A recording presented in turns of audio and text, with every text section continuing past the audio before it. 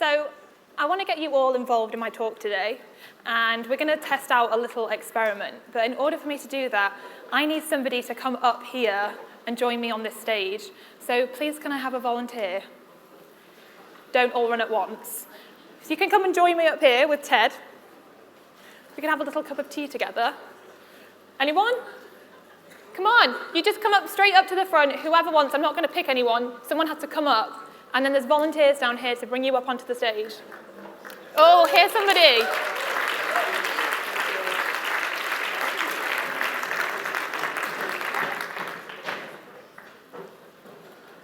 It's a bit of an obstacle course, I think. But I promise it's worth it.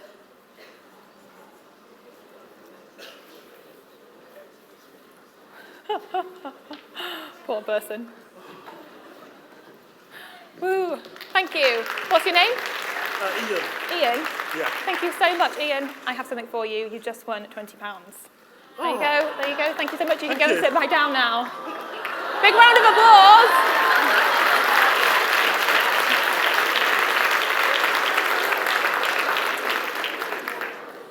So, my question to you is this. Why didn't you volunteer? What stopped you from coming up here? My guess is it was probably for one of these reasons. Fear. Fear of coming up here in front of nearly 1,000 people. It's pretty damn scary. Or maybe it was fear of the unknown because you had no idea what I was going to get you to do. And maybe you thought, oh God, she's going to ask me to do something. I'm not going to be able to do it, and I'm going to look like a complete prat. Or maybe it was because of obstacles. There are quite a lot of obstacles in this room. Maybe you're so far at the back and you just thought, oh my goodness, I am so far away, it's dark, there's lots of tables in my way, I'll probably fall over someone like a fool, and I just can't do it, it's too difficult, someone else will have to volunteer for me. Or maybe it was just that it was lack of motivation. Maybe you just couldn't be bothered to move and come up here. But no matter what your reason was, your decision started up here in your mind. Because the moment I said, please can I have a volunteer, thoughts will have started flooding into your mind. That little voice inside your head would have started talking to you. And maybe for some of you, it was saying, oh God, what is this girl going to get us to do? I don't want to go up there. Please don't make us do anything really stupid. And then maybe for some other people, you were thinking, maybe down at the front, you were like, oh gosh, I don't want to do this. Look away, avoid eye contact. Then she won't pick me. And then maybe for some of you, the moment I said, please can I have a volunteer, maybe fear and doubt and worries just flooded through you at the prospect of actually coming up here, in front of so many people. And then, for those of you that did volunteer, you were thinking something entirely different. You were thinking things maybe like, ooh, she wants to volunteer. I wonder what she's going to get us to do. How exciting, I'm going to do it. Or maybe some of you thought, oh my gosh, this is really awkward. No one is volunteering, so I'm going to have to step up and do it. But for those of you that didn't volunteer, you missed out on the chance to win £20. But this experiment isn't about the money. This experiment demonstrates the power of your mind. The fact that what is going on up in your head has such a huge impact on the actions that you take, on the decisions you make, and the things that you experience. And it's not just in silly situations like this where people miss out on amazing opportunities. People are missing out on incredible opportunities all of the time because of what's going on in their head, because they are making bad decisions based off a really bad frame of mind. You know, those kind of self-limiting thoughts like, I can't do that, or I'm not good enough, or I don't have the time or the money. Or maybe it's that you think, I can't be bothered, I'll just do it tomorrow. But then you never do it. And so these wonderful ideas and these incredible potentials stay locked up inside, and you never do anything with them. And that is exactly what was happening to me a few years ago. It was the summer of 2005, and I'd just finished studying my first year of law at the University of Birmingham, and I had completely run out of money. And I was like, what am I going to do? And so I started to look around for jobs, and was looking around and found absolutely nothing appealing. So I was looking around for more opportunities, and eventually found this opportunity. It was to start my very own mobile phone unlocking business, which basically meant that if you had a mobile phone and it was locked to a certain network, and say you wanted to go traveling to Australia and use an Australian SIM card, you could come to the website and unlock your phone. There was just a few massive problems with this. First off, I didn't really know much about mobile phones beyond the fact that they made calls and sent texts, let alone mobile phone unlocking. And I had no idea how to build an online business. But the only other opportunity was to sell sweets at Cirque du Soleil. So I was like, sell sweets at Cirque du Soleil, start my own business. So I obviously went with the idea of starting my own business. It sounded way more adventurous. So I got started, and I realized really quickly that when you don't have a clue what to do, the only thing you can do is ask for help, and that is what I did. So I asked for help, and within a few short weeks, I'd put together probably the world's worst website, and I discovered Google AdWords as a way to drive traffic to the website. And then with a credit card and a spending limit of £30 a day, my business was officially up and running. Then over the next couple of years, when I wasn't studying for my law degree, I was learning how to build this business. I was reading books, I was listening to audio programs, and in my final year, I went to night school to learn more about web development. I graduated in 2007 with an amazing degree and a business that was flying. And I decided that being an entrepreneur was going to be way more fun than being a lawyer.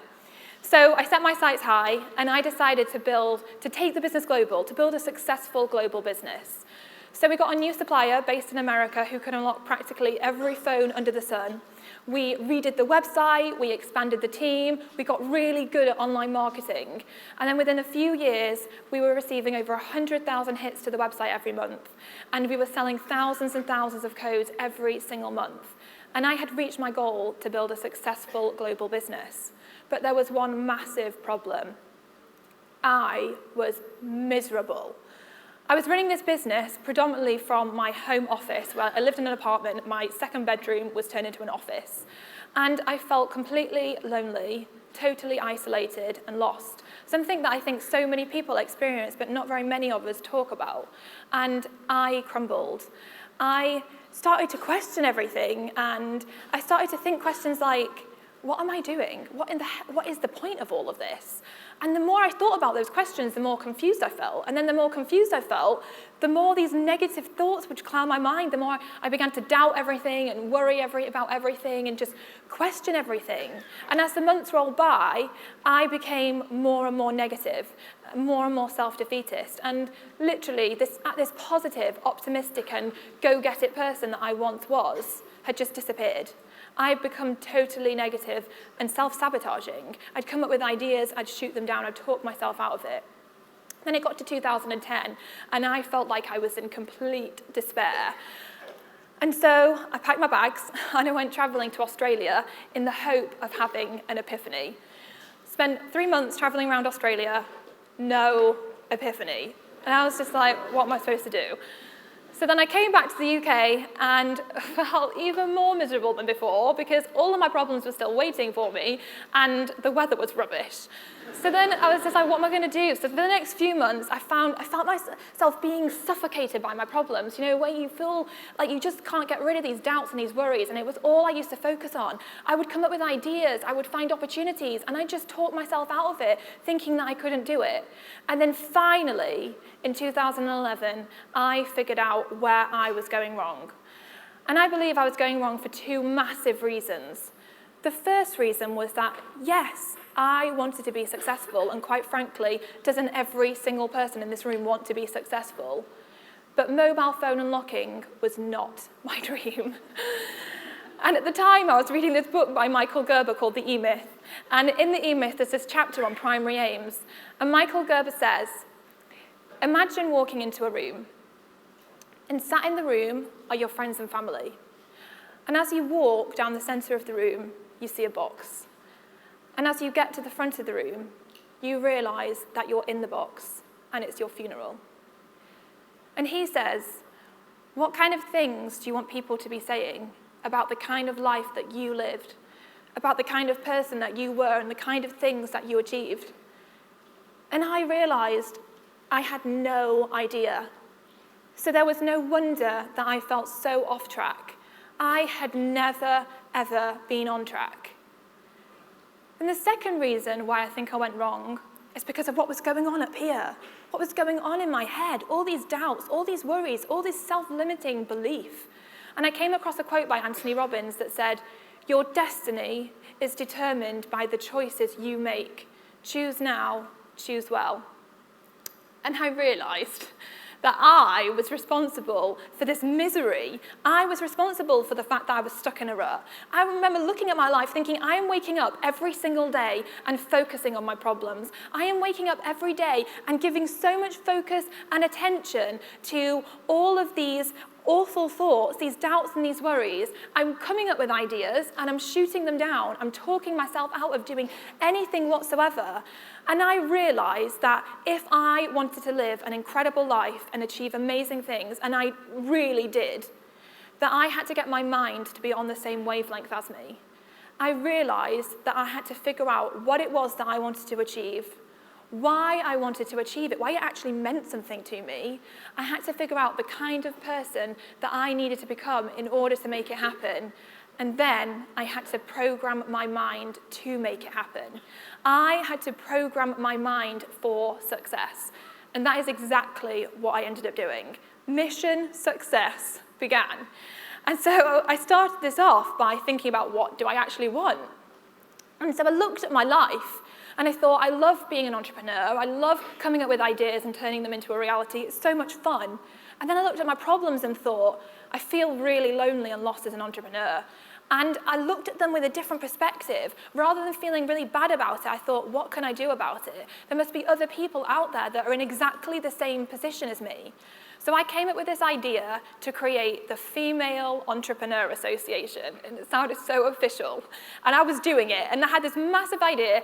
I would create this global network of thousands of women from all over the world and help to inspire them and connect them and just help to empower them to build successful businesses. But I had no idea how I was going to do this. So then I was like, right, I need to program my mind to make this happen. So I started by becoming consciously aware of all the things I was thinking of every day. And whenever I'd catch myself thinking something like, Carrie, who is going to come to this website? Who are you to give advice to anyone? This is rubbish. This is a ridiculous idea. You're never going to be able to do it.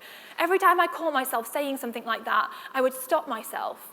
And I realized that I had the power to take control over my thoughts rather than letting them control me.